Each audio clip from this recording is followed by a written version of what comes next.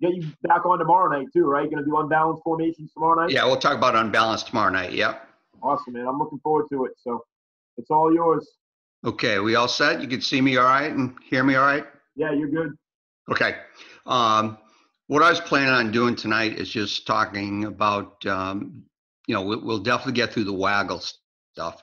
I'll talk about the protections and some of the variations that we run off of our waggle stuff.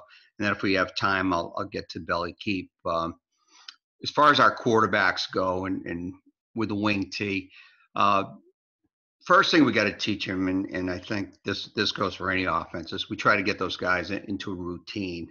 And when we come out over the ball, whether we're under center or in the shotgun, we started getting some shotgun stuff about 4 years ago. So I think we went from about 20% to 30% to 35%. This past year, we were about 40% of the time we're in the gun. So, but the routine for those guys is basically the same. When we come over to the ball, we teach them to look to the right, check the 2 linebackers, look them in the eye, 3 linebackers, whatever, and then look to the left.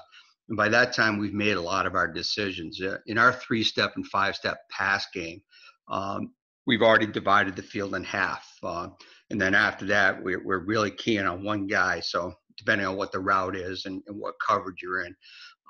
So we try to get those guys into a routine. I know we played a team, I guess it was 3 years ago in Maine that, they were a spread team.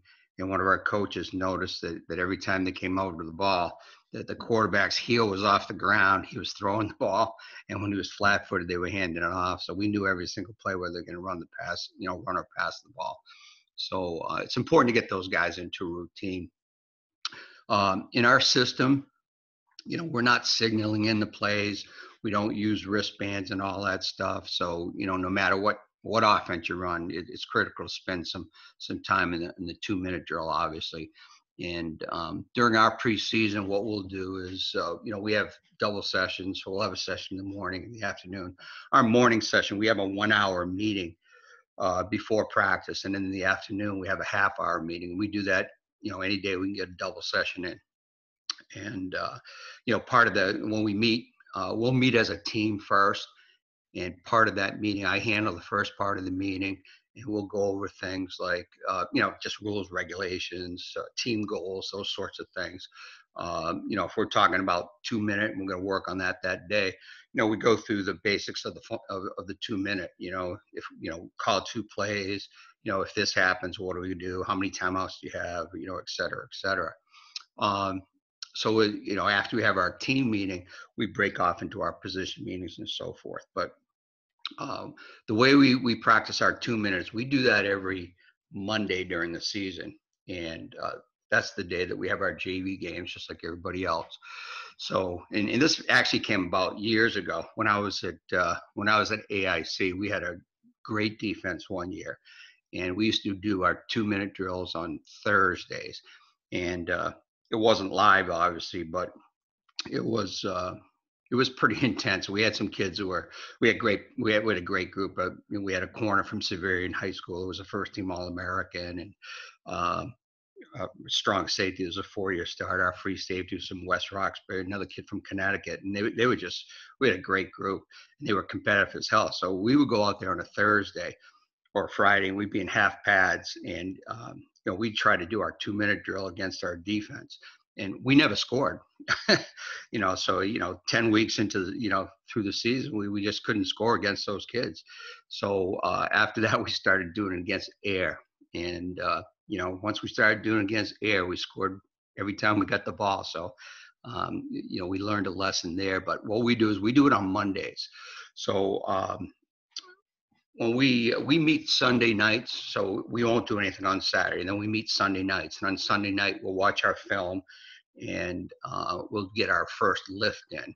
And we started doing that when I came up to Maine, actually, and that's been great for us. When I was at Long Meadow, we actually tried to practice Saturday mornings, which was just a joke. Kids were still sore, they were beat up. We hadn't looked at the opponent's film yet. We barely looked the night before its film, so it was pretty much a waste of time. which meant on Mondays that we were, we had to get our lift in on Monday. We had to look at film on Monday.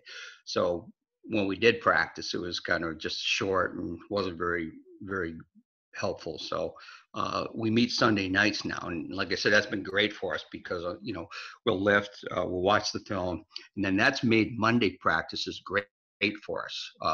I feel like it's an actual practice now because we don't have to lift. We don't have to look at film. So it gives us that much more time on Mondays. So what we'll do is after we come out and we stretch, the first thing we do actually is our 2-minute drill, and we'll do it against air. We don't have the JV kids there because they get a game. So we kind of talk them through it. We give them the 2 plays in the huddle. This is you got 1:20, you got 2 timeouts, balls on the 50-yard line, 60, 40-yard line, whatever. We got 60 yards to go. So we give them the situation, and then we kind of walk through it, and it's been pretty good for us. So, but obviously that's something you got to do.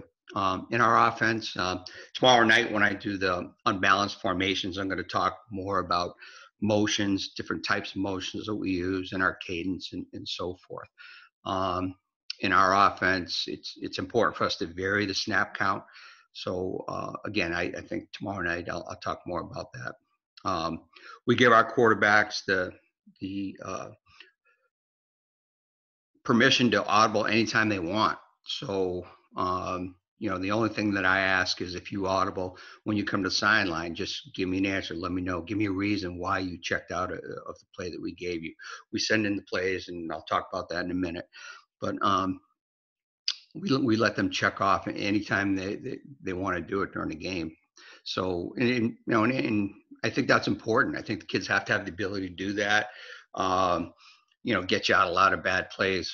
Obviously, when I was at Long Meadow, I remember one year we had a kid who had never started a game. Our quarterback never started a game at the middle school, freshman or JV.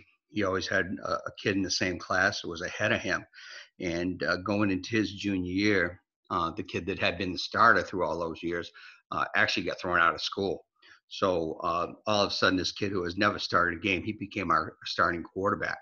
And I think we ended up going 21-1 with him at quarterback. But when he was a junior, we would audible during practice all the time, but he never audibled in a game, which was fine. And we got into the state championship game, and we were playing Westboro, I think it was, and late in the third quarter, I think we had a 2-touchdown lead midway through the third quarter. And we had the ball around midfield, and it was like a 3rd and 3 situation. And we came out in an unbalanced formation, actually. I think we had an end-over formation. And we got to run belly down. And Tim will relate to this. I don't know how many other guys we have that are listening right now that are wing T guys. But, we sent the play in with our kid and said, okay, goal over 336, which for us is belly down to the end-over side. The team we're playing hadn't made any adjustments. So we had some success with it during the game, going to the unbalanced side. So we're standing on the sideline, and all of a sudden our right halfback goes in motion instead of our left halfback. And on the sideline, the wing T guys, like I said, you can all relate. And it's like, oh, shoot. We ran the play. Our fullback scored from 50 yards out, and, game's over. He came to the sideline, and the kid that I sent the play in with, I asked him, I think it was one of our split ends. I said, well, what play did you give him? I said, Coach, I told him goal over 336. I said, well, how come we ran 337? He said, well, he checked out of it.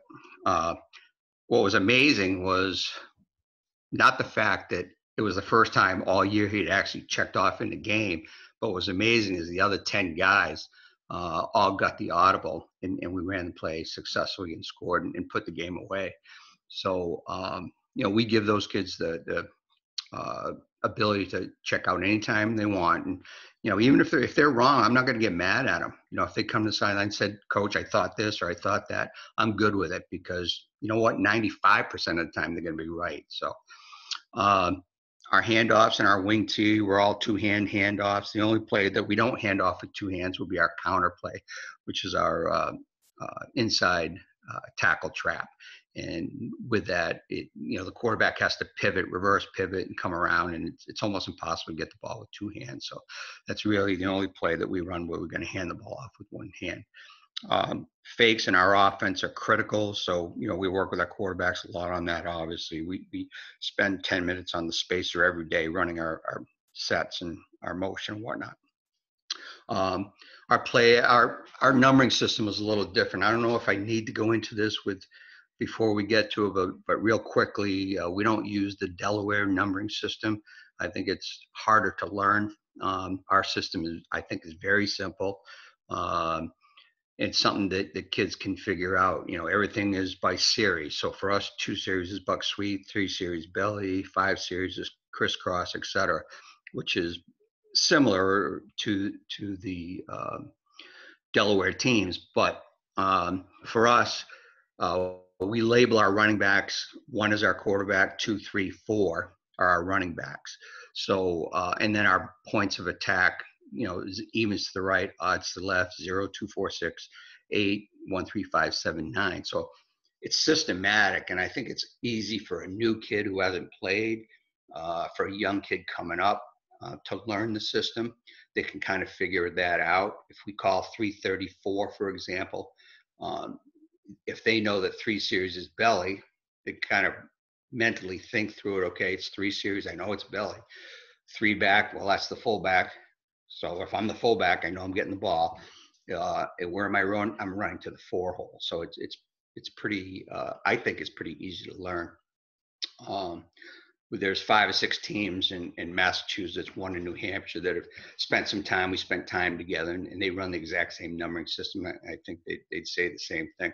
I actually realized when I came up to Maine, after being at Long Meadow for 20 years, I came up to Maine my first year here. I was actually shocked at how easy it was for the kids to pick up the system. So it's been good for us. And with our play action, basically it's the same thing. So if we call 2 series, for example, is buck sweep, 3 series is belly. So if we call 3 series, if the second number is an 8 or a 9, that means it's a play action pass. And then the third number would be the route that we're going to run. And for every route that we run, there's a complementary pattern to it. So if we call tonight, when I do waggle in a couple minutes, 286 is 2 series, which is waggle. 8 means it's going to the right. 6 is the primary route, which is a corner for us. And the complementary pattern to a corner is an arrow. And in the waggle, it's the fullback, obviously running the arrow. So again, I think it's obviously systematic, but I think it's also pretty easy to learn. All right, play action reads. I'm not going to talk about the shotgun at all tonight. But basically, we do have pre-snap reads when we're in the shotgun, so it's a little bit different. And then once the ball snapped, like I said before, we went into a shotgun about 4 years ago, and each year we've run a little bit more. We're at 40% this year. I think we're probably going to top out there. I still like being under center, but I like some of the things that the shotgun gave us. Obviously in terms of throwing the ball. But also, one of my biggest concerns, other than the snap and practice time and so forth, practice and reads, because we'll read the backside. 5 technique, for example. We'll run buck sweep, but we'll read the 5 technique and pull it. Where we're going to find the time to practice that. Where we're going to have time for the center to work on his snaps and so forth. So. Those were concerns, but I think the big trade-off was, and you guys who are spread guys obviously know this, but the big trade-off for us is, there were a lot less bad calls, last bad plays were sent in, where the quarterback didn't really have to audible, because now he's got the option, and his pre-snap read, he might be throwing the ball to the bubble or to tunnel screen or whatever, or if we have one-on-one, it might be a 3-step drop. So we have some different things that we'll do. In our pre-snap, and then on the post-snap, we've got the call play, and then obviously, whoever we're reading on defense. But anyway, for our play action reads, it's very simple. We're not really reading somebody like we would in our 3 and our 5-step pass game. So when we're under center, we're running play action stuff under center. It's really a progression read. And what we do is we're going to go high, we're going to go low, and we check backside. So, I know when we first started running wing T, that a lot of guys used to say, well, the fullback's always open on Waggle, for example. So look for the fullback first. But to me, that didn't make sense. If you get a guy who's running a corner route or, some kind of deep route and he's open, let's score a touchdown here. It's nothing worse than having a guy wide open and throwing the ball to somebody in the flat. So for us, it's high, low. And then we look backside. Now, on the backside, if we're running some kind of boot pattern or belly keep pass or whatever, you're only going to have one backside drag. But with the Waggle, we have two backside drags. So when the quarterbacks come out on their Waggle path, we talk to them about trying to get both guys in the same window, both the high and the low.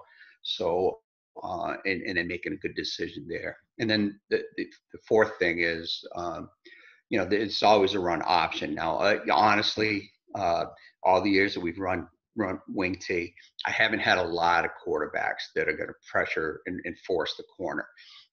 They'll take it if we give it to them, if the defense gives it to us. But for the most part, they're going to come out and they're going to throw the ball.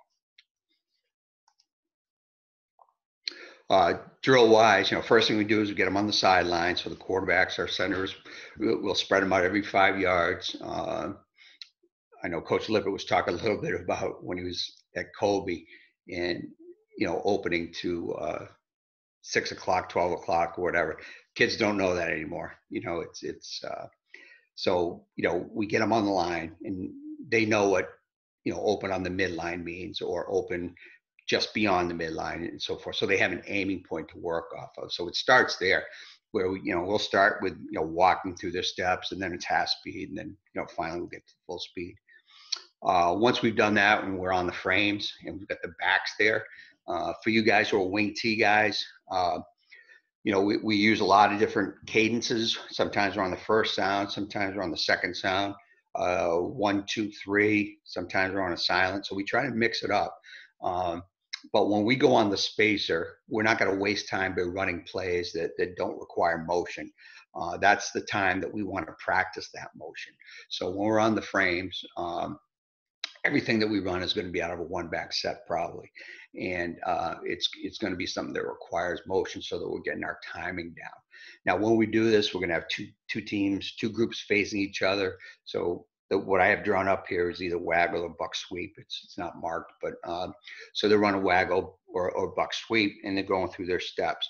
Our quarterbacks, what we'll do is and this wasn't me, one of our assistant coaches came up with this idea a few years back, and he said, listen, so-and-so's cadence isn't the same as this guy and so forth. And it has to be rhythmical, because if you get stuck putting one of those guys into the game, you want things to run smoothly. So what we'll do is those two groups will face each other. And let's say this is a buck sweep. So they're both running buck sweep. I guess that's to the left. Once they run the play, they're going to go to the other side, and group kids just rotate in. And, we don't work in first team, second team, third team. It's just all the quarterbacks, all the running backs, and they're working on their timing. When we do this, the quarterbacks actually will, our cadence, we use color number. So when we come out over the ball, the quarterback says down, and then it's blue 200, ready, hit. So we're going to go on 1, 2, or 3. And those two quarterbacks will use the same color. I think we always use black when we're on the spacer. And those guys will use the same color and call out the cadence together so that it is rhythmical. And that's really helped us the last few years. So just a little coaching point there. One of the drills that we do with our play action, Waggle and belly keep, is usually it's a Waggle, and we'll bring the two guards over there. So we'll work with the guards on the Waggle technique and so forth, their steps and whether to log the end, kick out the end, and so forth. And then we'll have, you see it drawn up 1, 2, 3, 4. Well, 1 is high for us. So that's our first choice. That's our first look in our progression read. 2 is low, and then 3 and 4 are backside. So what I'll do is I'll stand behind the quarterbacks, and right there we're drawing up, that would be a 286 for us. So it would be Waggle right. the defensive ends, there's the big guy over there holding the bag, and he's either going to come across hard, or he's going to sit there, and the front side guard's either going to log him or kick him out, depending on what he does. And the backside guard is going to read that. He's either going to pull around or he's going to step up, which I'll get into the protection in a minute. But anyway, that's another drill that we'll do. And when the quarterback comes out, what I'll do is I'll just flash a number. I'll hold up one finger. If I hold up one finger, then the guy who's standing out where number one is, obviously you got to have 5 or 6 quarterbacks to run the drill, or you might have to grab a couple kids who are injured or whatever. But if we're throwing a number one and I flash a number one, he's just going to start waving his hands. When the quarterback comes out on waggle, he reads the guard's blocks, and then he's going to make his throw. And the kid who catches the ball is going to replace him, and he'll go replace him, and he becomes number one. Next group is up. They run the same thing, 286, and I might flash a 3, and we're going to look for that inside drag. So it's basically how we would run that drill. Waggle protection. Rules. Our play side tackle, his rule is he's married to the tackle. So versus an odd defense, he's going to reach the 4 or the 5 technique. Versus an even defense, he's going to come down and execute a down block. So, and we're going to do that whether it's a 3 technique or a 1 technique. And obviously, for us to do that, we're going to have that tackle cut down, is split a little bit. We talk a lot about, I'm going to do offensive line, I think, next week. So, but we talk a lot about splits and depth and things like that when we work with our offensive linemen. So, hey, Coach, the guys are asking if you have a screen that you're sharing, or you think you're sharing. They're asking what? If you have a screen that you think you're sharing. They can't see it right now? No, they can't see it. Oh, geez. Yeah, I have it on there. I don't understand why it's not up there. Let me, all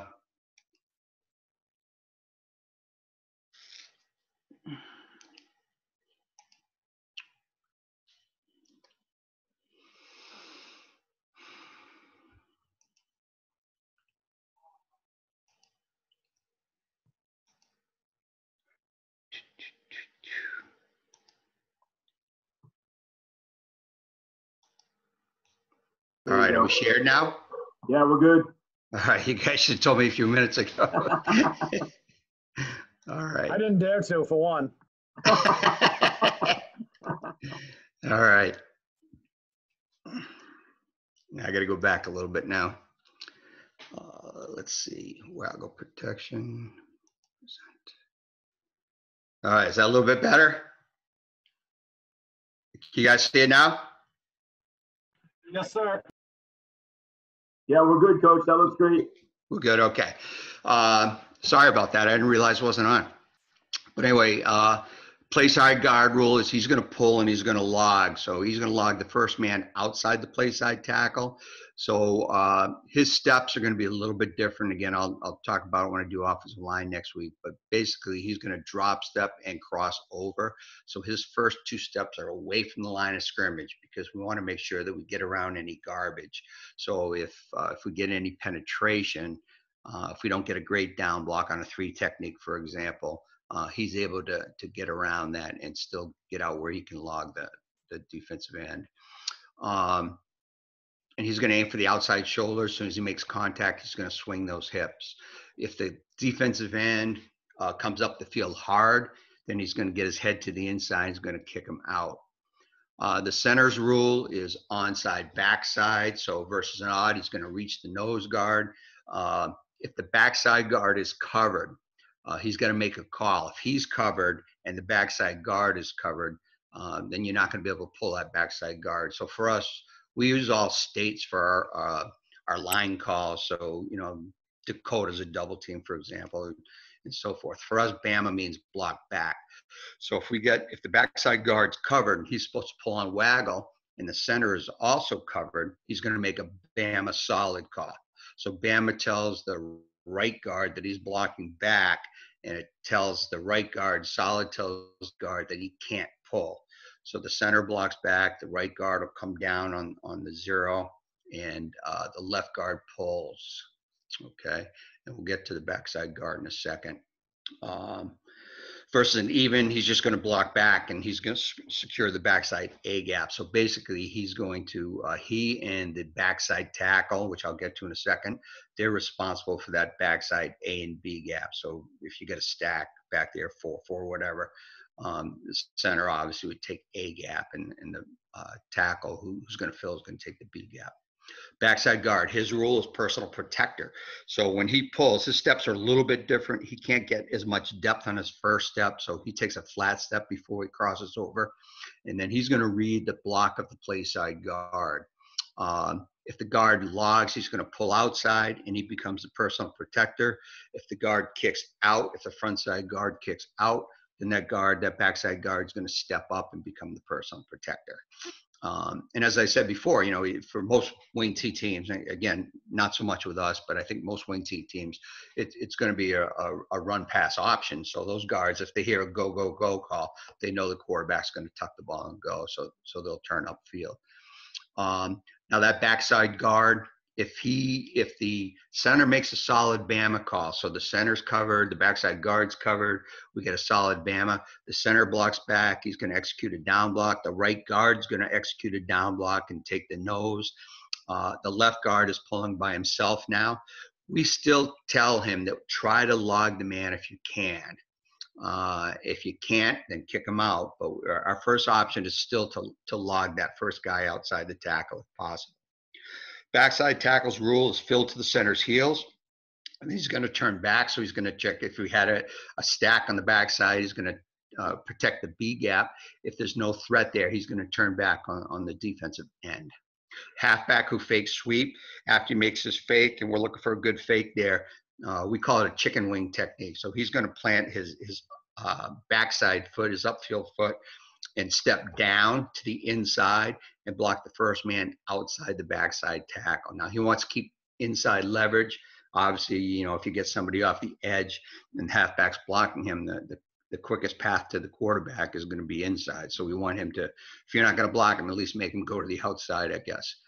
And the fullback, he's going to block the front side linebacker if he blitzes. If not, he's going to run the arrow. Now that being said, over the years, I can't tell you how many times that front side backer is blitzed, and our fullback has not picked him up.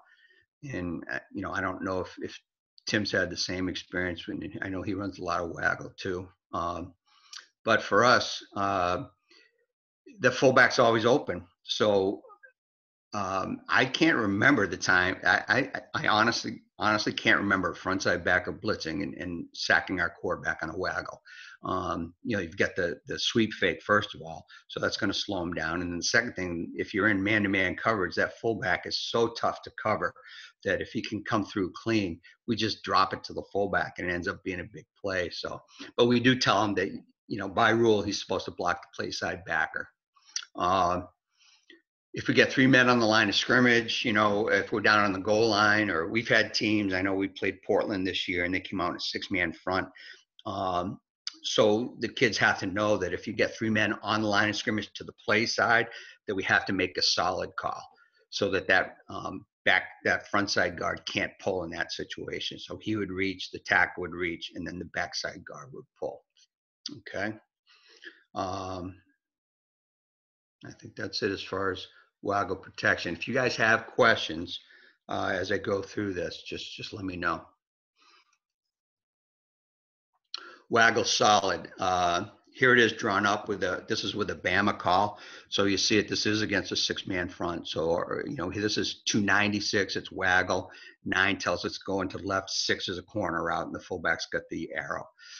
2 backside drags for us is nothing fancy, and it's by formation. So we can run our waggles out of any formation that we have pretty much.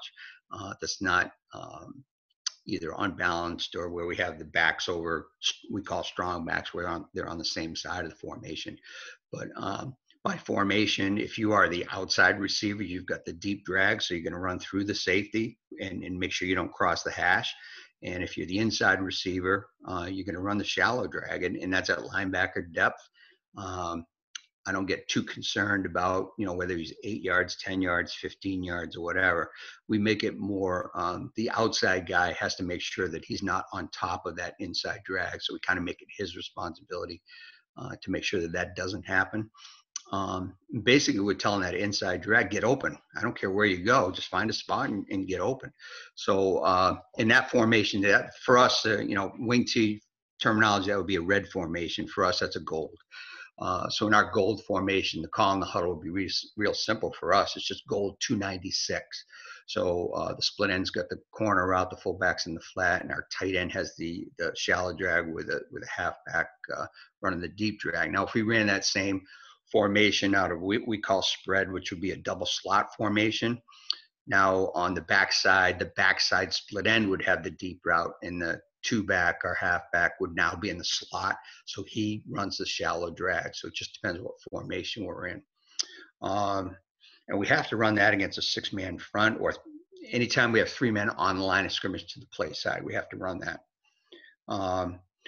And then beauty of this is the exact same protection that we would use on any boot passes. So we really just teach our drop back protection and we teach the same for our 3 and our 5 step. And we have our boot protection and we have our belly protection, and that's it. And I think we throw the ball pretty effectively, for a wing T team. But I think this helps us too. If you want to run any kind of boot pass, if you want to run power for us, it's anything where both backs are going in the same direction. So we have run boots off a quick pitch. We've run it off of belly. We've run it off of rocket. We've run it off of power. So those 4 series we've run boot passes off of. Now we don't do it every year, but that might be a week-to-week thing or whatever, but the protection is exactly the same as Waggle solid. In fact, in practice, when we come out over the ball, if we're going to run, for us, 7 series is off tackle. So if we want to run a boot pass off it, we just call 744 boot. Well, 7 series is off tackle, 44 is the 4 back running the 4 hole. Boot tells us that it's a pass. It also tells the offensive line that it's a Waggle solid protection. So if we called brown or gold or whatever, 744 boot, as soon as we come out over the ball, our offensive linemen are going to be saying to each other, hey, this is 96 solid, this is 96 solid, because they know we're going to boot away from the play side. So again, I just think it's pretty simple learning. And again, I think we already talked about the Bama check, Bama solid. Okay, here's your basic Waggle, and we run wet Waggle out of both our 2 series, which is buck sweep, and we run it out of 8 series for us, which is jet sweep. I have it drawn up out of buck here, but this is to the split end side, which I already had drawn up out of there. This is to the tight end side. So if we're going to run it to the tight end side, the back goes in motion. It would be the same play. The top diagram on the right would be a gold 296, so 2 series. 9 is a pass. It's 2 series, which means it's Waggle, and it's a 6 route.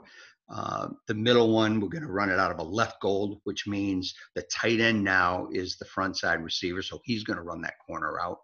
And in the bottom one, you see a spread formation. So in that situation, which I think I already talked about, the front side split end still got the 6, but now the backside split end is running the drag instead of a halfback. All right, these are some of the variations that we run off of our Waggle.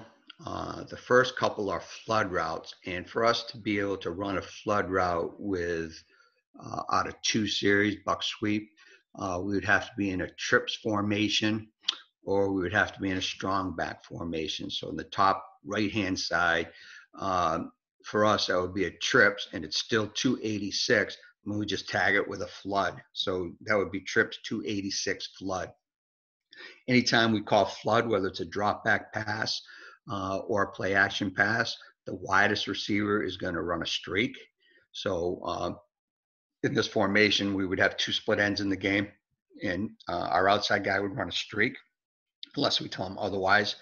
And then now our number 2 receiver, which is our other split end in this case, he runs the primary route. So if it's a 6 cut, he's going to still run the corner. If it's a 3 cut, he's going to run a curl. Since it's 2 series, the complementary pattern for a 6 is an arrow. So that means it's going to be our fullback again. If it's a 3 cut, which is a curl for us, it's still an arrow. So if we threw a drop back pass and we just called 83 or 93 or whatever, the wide guy is going to run a 3 cut and the inside guy has a complementary arrow. So this fits in with our drop back terminology as well.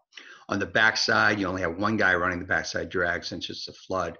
And again, it's what I said before, as far as the backside drags, I don't get concerned. And in fact, in this case, I tell them, I don't care where you run the pattern. You're back there by yourself. So you can come shallow, you can deep, find an open area and run to that open area and get open. The only thing he has to be conscious of, obviously, is at the top right, if we were running a 283 flood, so this inside guy runs a curl. If you don't want to run a shallow drag, obviously, so he's got to be smart enough to realize that he's got to go over the top of that. Down here, this is slot strong. So basically, slot formation is this for us. It actually would be slot open, so we don't have a tight end in here. So this would be slot open. If we say strong, our 4-back normally is lined up somewhere on the left, comes over to the right. And this gives us a flood pattern without really having to teach anybody anything new. So for the offensive line, it's still waggle protection. For the receivers, they're still following their rules. The only guy that has to know anything would be this right halfback. I'm sorry, that's our left halfback. Our left halfback's got to come over here. He's got to realize now that he's going to, even though he's the 4-back, he's going to fake a buck sweep left. So he's going to fake a 229 instead of a 248. Okay. Waggle stay protection. I'm just going to go over this real quick. We use this on any of our variations where we're looking to throw back. So we have a play that we just call throw back to the halfback. So it's waggle, and our halfback who fakes sweep, he's going to step down, block, and then run like a wheel route. This is something we would run a lot in goal line situations because teams are man-to-man. We would run this against teams we know that are not going to leave somebody. They don't have a counterpoint guy who's looking for reverse and throwback and counter and so forth. So when we do this, we don't want to attack. We don't want our quarterback to attack the perimeter. We want him to stay on the midline. So when anything that we throw back, so the one you see drawn up there, I'll show you the route, some of the things we do in a second, but basically the rule for the play side tackle is the same. He's still married to tackle, but he's not concerned with getting him a reach now because the quarterback's not going to attack the flank. Our quarterback's going to set up in the midline. Our play side guard is not going to pull and log anymore. He's going to pull, but he's going to kick out the first man outside the play side tackle. So that changes his technique a little bit. The center is going to zone the backside A gap. So versus an odd, he's going to reach the nose guard versus an even. He's got the backside stack with the guard, which is basically the same as our drop back protection. And our drop back protection, we're man on the front side and we're zone on the back side. So in this case, it really would be the same. So when we throw our drop back pass game, it's 2 digits. So it's 80 something or 90 something, 83, 84, 86. The second number is the route we're running. So for him, technique-wise, this would be the same as our drop-back pass game. Same with our backside guard. He's going to zone the backside B gap, same as drop-back protection. And the backside tackle, now he's not going to fill on waggle because that backside guard's not going to pull. So he's going to zone the backside C gap. So again, that's our drop-back protection.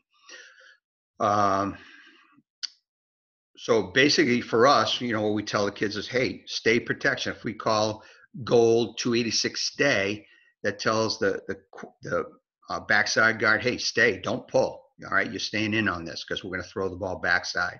Quarterback, you're going to stay on the midline. We don't want you to attack. It tells the play side guard, you're going to kick out. You're not going to log a guy now. You got to kick him out. And I think generally everybody has to understand, including the back who fakes. That back who fakes the sweep, a lot of times they'll make that fake, and I call it a chicken wing where he steps down and looks to block backside here. that halfback now has got to realize the quarterback's coming back on the midline, and we don't want to constrict him too much. So he's going to attack that defensive end, or if we get something off the edge, he's going to attack it a little bit more. And these are 4 of the different variations that we've run over the years. Now, these are things that we might run once a season. Some of them we don't have in offense at all during a season. You know, for example, in the bottom, 286 stay tight end opposite. That's a route that's been a great pattern for us over the years. And, you know, one year we were in a playoff game in Massachusetts, and I had a team that I knew every time we get inside the 20, 25-yard line that they were going to come after us and they were going to be in zero. So if they're going to be in man-to-man coverage, and we had a pretty good tight end, we would run tight end opposite. And I think our tight end caught 3 touchdown passes on that same route during the playoff. But we haven't run that pattern for 3 years. I had 2 tight ends this year who were both first-year players. A kid who played as a freshman and came back out. Another kid who never played football but is a real good athlete, pitcher on our baseball team. So, but anyway, these are some of the variations. So we'll run waggle. So the call for us would be 286 stay, screen left.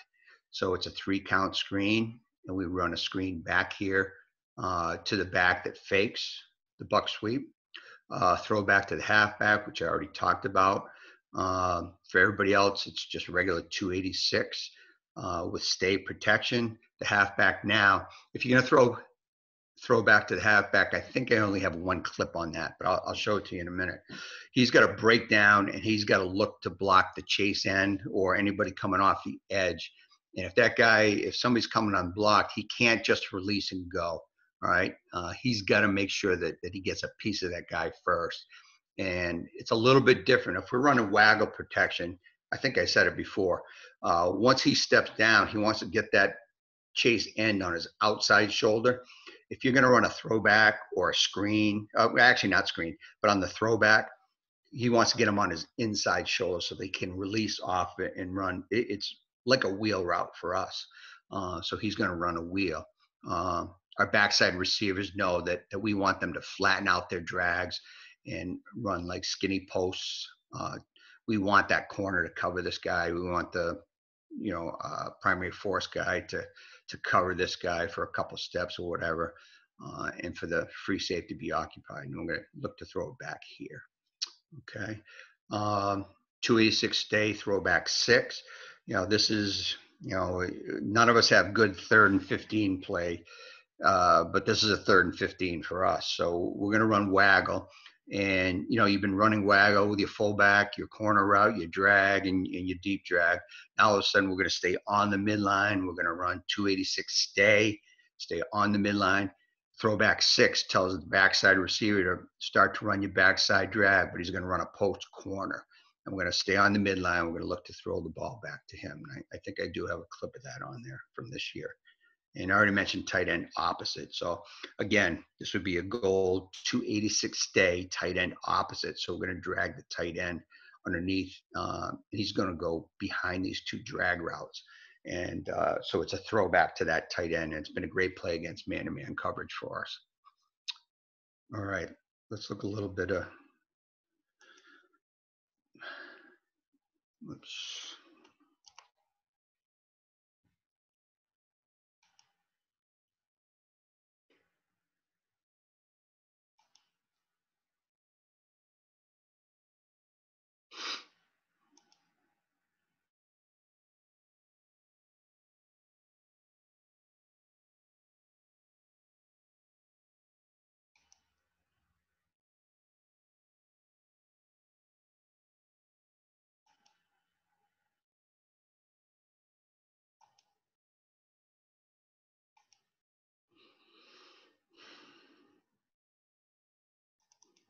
All right, I'm just going to bring up a couple clips.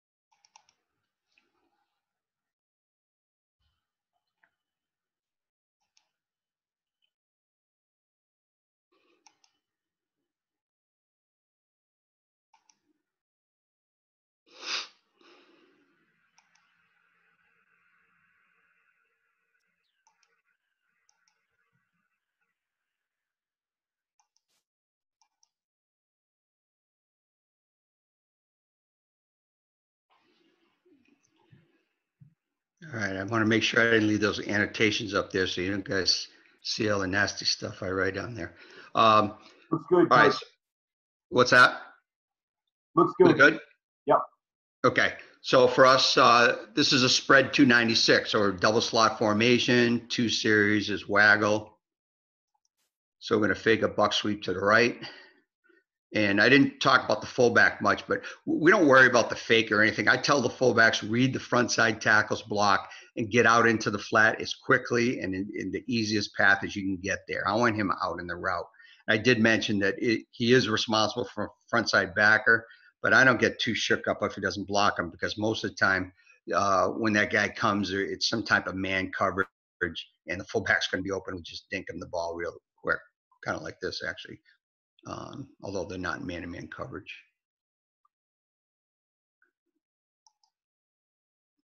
You get a good look at the protection here. So the front side tackle, we're running waggle to our left, to the defense's right.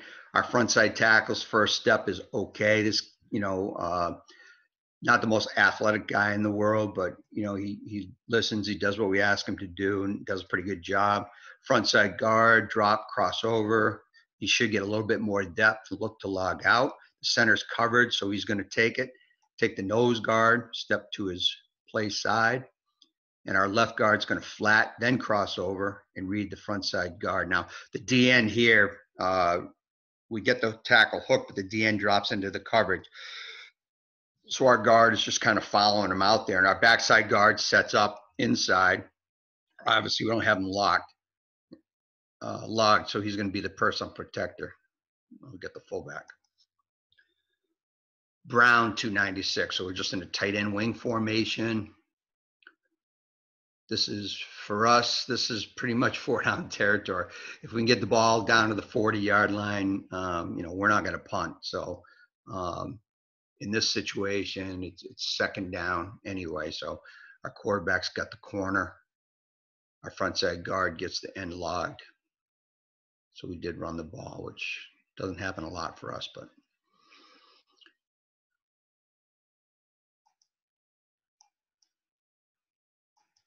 So the guard's got him logged. The backside guard, I think, pulled up inside of it for whatever reason. I had 2 new guards this year, so this was all new to him, new to them rather.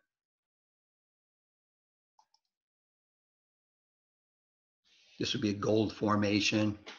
And now we're going to run waggle back to the tight end side. So if the tight end has a 9 technique, he's going to take an inside release that'll influence the end to step down and make it easier for the guard to log. Here, he looks like he's in a 7 technique. Now, this tight end, he's a first-year player. He actually should slam the 7 technique before he releases on his corner route. 2 backs and a fake buck sweep. Right guard does an okay job. Trying to see who's unblocked here.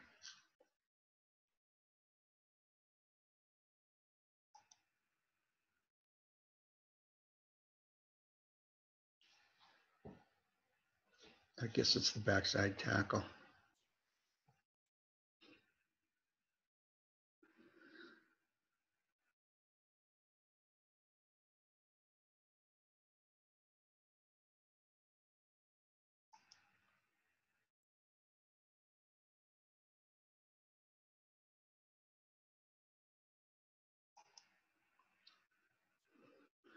All right, so this is throwback to the halfback down on the goal line, which we like on the goal line because it's man-to-man coverage. I think this is, I don't know if this is Gorham or not, but anyway, so we're going to fake buck sweep. And I just think it's tough to cover the man-to-man on the fullback down on the goal line. So what we do, whenever we run throwback to the halfback, I always tell the quarterback, I want you to check the fullback first. If he's open, throw him the ball. If he's not, then look for the backside halfback on the release. And obviously the fullback's open here. But you'll see here that the halfback. So front side, this is solid protection. I think we probably call this because there's 3 guys on the line of scrimmage to the play side. So the tackle and the guard have to reach. Our backside guard is going to pull, which he does. And he actually does log the guy, but the quarterback sees the fullback's open, so he's getting it out quick. If you check the halfback who fakes sweep, he's going to stop, chicken wing, look for the corner. If the corner sits, I tell him, don't release, don't even go. I'd rather take a 5-yard sack than have the ball picked and go 99 the other direction. So don't release. You know, if the quarterback throws a pick, that's going to be your fault. So he'll wait for the corner to clear, and you can see he's wide open also. So if they had covered the fullback, it would have been a touchdown anyway. All right, this is throwback 6. So this is, and sure enough, it is a third and looks like 17. So we're in a spread formation. We're going to fake buck sweep.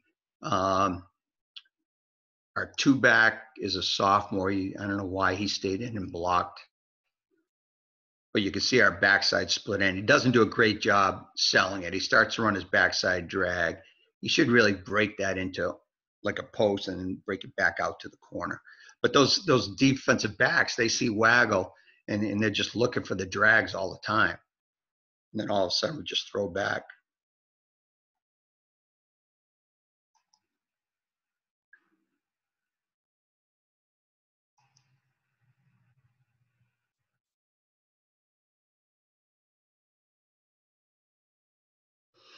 There aren't a lot of good 3rd and 17 plays. All right, so we're in a slot left, strong here. So this is actually a flood route. So this is Waggle Flood. So by rule, our outside guy should run a streak. The inside guy has the primary route, which would be our 4-back now. He's in the slot. And our fullback runs the arrow.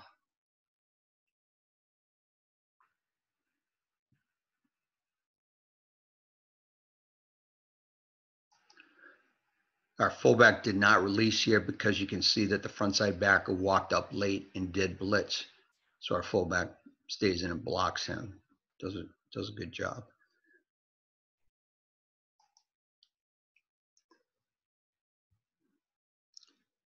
Slot left strong, save play. All right, we shifted. And then we're going to run a 296 flood. I think our quarterback opened the wrong way here. I think maybe we run the same play off of belly. So this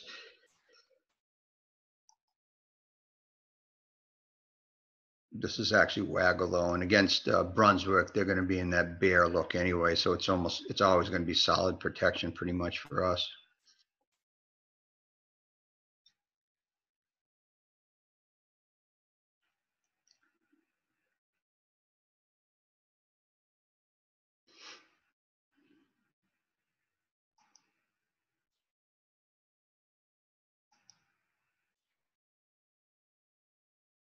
Now, if I'm guessing that we called this 296 solid because our left guard stayed in. Normally he would pull, but I think all week we expected him to be covered. So we said, let's just run Waggle with solid protection all the time.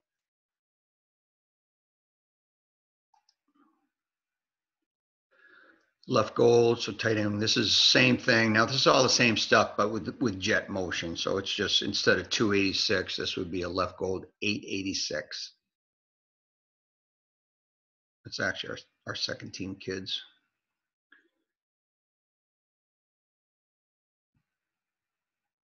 Now our sophomore quarterback does a little bit better job getting outside than Connor did. Frontside tackle does a good job. Frontside guard does a good job.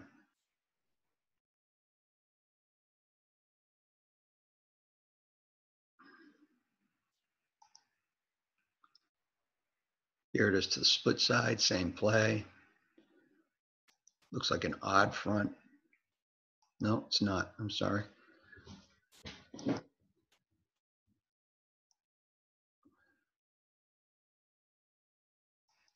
Oh, I see what happens. Frontside backer, the middle backer walks up.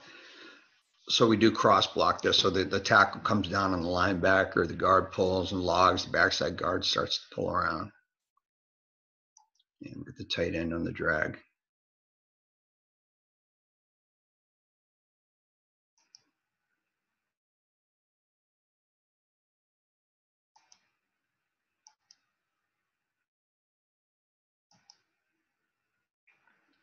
Spread 896. So jet Waggle.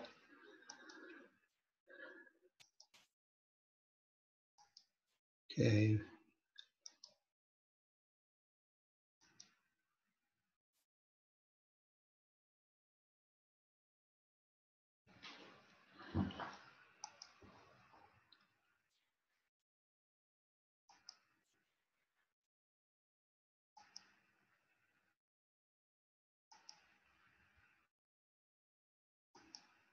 Okay, our offensive linemen here, they make a solid call,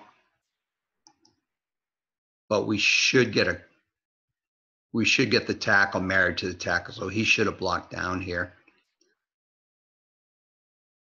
I don't know if he thought number 8 was going to come off the edge.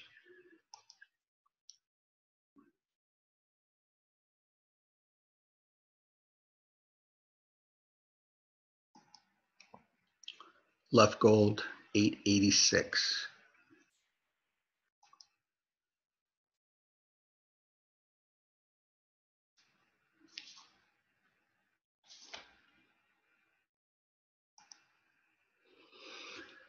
All right, this is a flood route out of trips.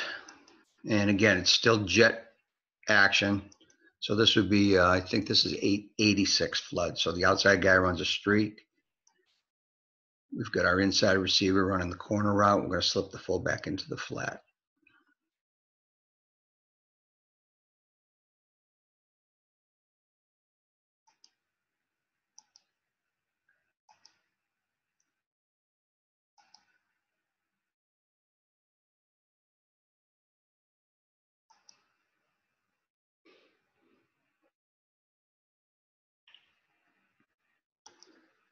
Yeah, this looks like our second group again.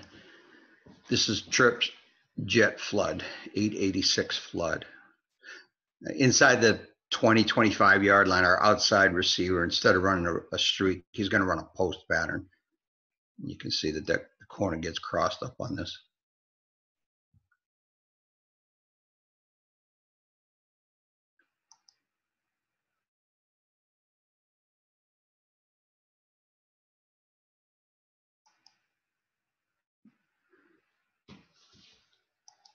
Protection's not bad. The right guard weighs about 160 pounds.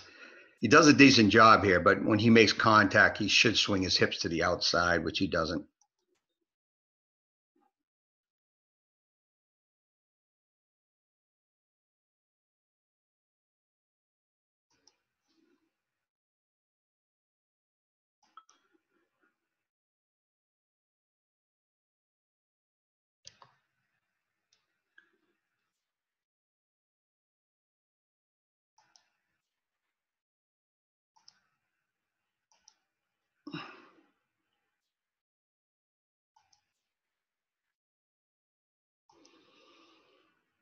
Okay.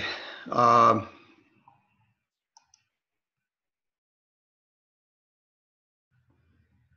don't know if you guys are still with me or not.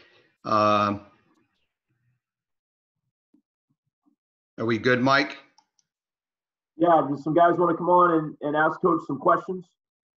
Even if it's not specific to Waggle, you come on and ask him a little bit about belly keep or something else if you want.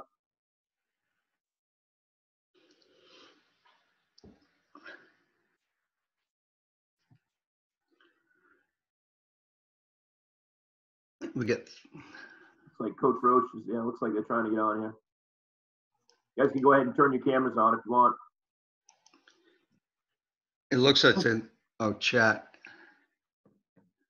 Yeah, I think the chat ones were just when you didn't have the screen up there. We were trying to Yeah, okay. Decipher that. Yeah, I don't know why all you knuckleheads sat there and didn't tell somebody that we couldn't see the screen. A good job, Coach. From another wing T guy, I enjoyed it. Picked up a couple of things. Good. We run the Waggle similarly that you do. We also don't have the numbering system of the traditional wing T, but we don't have yours either. We kind of bastardize it ourselves Yeah. to make it easier, but we do the same thing. So Yeah, I saw that you you made a comment today on Twitter about running the switch route on Waggle with the fullback running the corner route. Yeah. Do you ever throw the ball to him? Are you able to get the ball to him at all? You know, seems like it would take forever to get there. Yeah, in honesty, in 7-on-7 when we go to like Exeter or something like that, he's open all the time. It's funny. Yeah.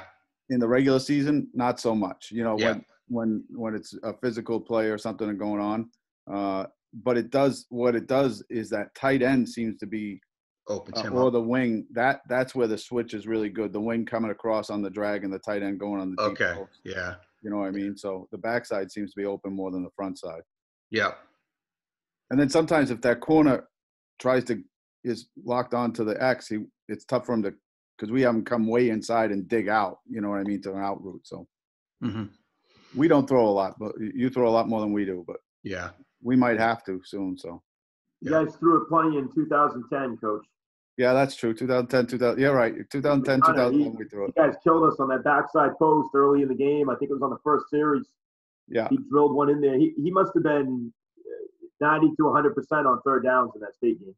Yeah, he was unreal. He was good. It was crazy. The other one you got us on that was pretty good was, and I don't know if it was just a game plan thing that you did or something you picked up with us or whatever, but we were playing kind of our base 52 against you, and our backside backer was, he would kind of turn and arm bar the tight end on the drag. And then as he turned and arm barred and started running underneath him, the tight end just stopped. I don't know if he did that on his own or if that's something, but you guys hit it twice on us in one game. Our backer comes back and he's like, Coach, I was right underneath him. He just stopped in the middle of the field and stopped running. And you guys hit it twice. I'd like to lie to you and tell you that was all coaching, but it was a kid made the adjustment on the field. Taking the play. It killed us, those two plays. That group was so smart they can make those adjustments on, on themselves. No, that was a good crew. Yeah. Coach Lip, you got some wing T questions, man? Well, sort of. So you're in the gun now 40%. I like hearing that. But do you run how much waggle from the gun? Because I've seen some teams in our league try to run it with both guards kind of pulling, and it's nobody's really run it that well, I would say. From the gun, the fakes don't really do. I don't know. Did you guys run much of that from the gun? No, we ran hardly any. We probably only ran it once or twice. We haven't done really any play action stuff out of the shotgun. And for us, like I said, we went to it about 4 years ago. And the thing that I liked about it is we didn't have to change any rules for the offensive linemen. So we wanted to make it as simple as possible. So for us, if we're in a gold formation, if we got tight end wing right and slot left, to the twins, we're probably going to run a bubble. And so that would be our pre-snap read. And that was actually the first play I think that we put in out of the shotgun. But we didn't have to change any rules for the offensive lineman, which was the key thing for me. Right. So, it was just for us, that would be G gold instead of gold. It's G gold 248. And when we're in the shotgun, we just told our quarterback, hey, listen, on any run plays, you are now the fullback. And we told our fullback who's offset now that on any run plays, you are now the halfback. So if we were under center and we were running a 230 trap, we're going to hand the ball to the fullback off a buck sweep. If we're in the shotgun, we would call G gold 230 trap. We would actually fake it to the fullback because by rule he's the halfback, and now our quarterback runs the ball. Yeah. And we did that pretty much with everything. We run buck sweep. We'll run the quarterback, an A gap play, either trap, or we run a scheme we call double Texas against odds, or we'll run the sucker play. We'll false pull the frontside guard, the old gut scheme, and then belly will run it. And now we had our fullback who was 210, 215, and our quarterback was 215. So now you got a kid my two halfbacks were a little sophomore who was about 155, 160, and a senior who was 175. And they're the lead blockers on belly. Now when we're in the shotgun, my fullback is the lead blocker, and I got a kid who's 215 pounds running the ball. So you might look all right on jet sweep this summer in the Lobster Bowl if we play it blocking out front of that thing. Say it again, Mike. I said Justin Bryant might look pretty good blocking out front on jet sweep this summer if we get to that game. Yeah. We didn't run jet out of the shotgun, but that's probably the thing we're going to put in this year. Actually, is the next thing. So we put in something new every year, but we run counter out of it. But we use the same blocking scheme that we use on counter crisscross. So we just run the quarterback counter and also the fullback counter with the GT, so the guard traps and the tackle pulls through. For either of you guys, Timmy or Alex, like what in all your years running the wing tee, what's the one thing that a defense, like, is it a great nose tackle that screws you up? Is it a great 5 technique? Is it a great linebacker? Is it blitzers? What's the one thing that you're like, damn, we might not have an answer for that? I know you have built-in answers, but what would consistently kind of disrupt you over the years? Well, first of all, you don't ask wing tee guys how to defend them. All right, it's just not right. I don't know, Tim, you want to handle that one? Thanks. I will say this. I'll say this, that sometimes if I remember Aaron Filio 1 year at Cape had a real fast, tough little nose guard. He put a tough little nose guard down, and he just had him drive the center back, and it was screwing up our guard pull from our backside guard. You know what I mean? It did screw up that. I don't know. The other thing, I think I saw Mike talking the other night or someone talking. The other thing that drives us nuts, and it's illegal, and I never understand why they do it, but Jimmy used to do it sometimes at Mountain Valley, and that's tackle our guards. I mean, just flat out just cut them as they went to, and we used to be like, you can't cut, you can't grab their legs as they're pulling. Those kind of things.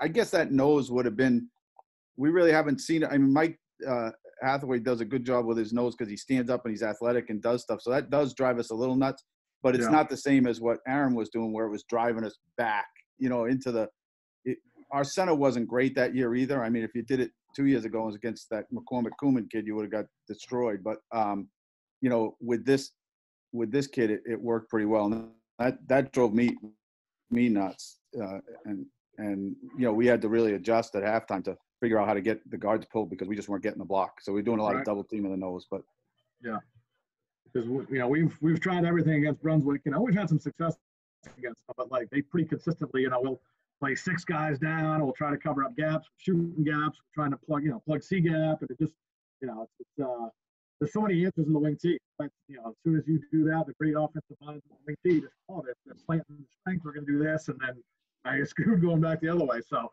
I don't know. It's just that's the great thing about it. It's so balanced, and if you guys call the game the right way, or like you can, then you really have people overbarrel.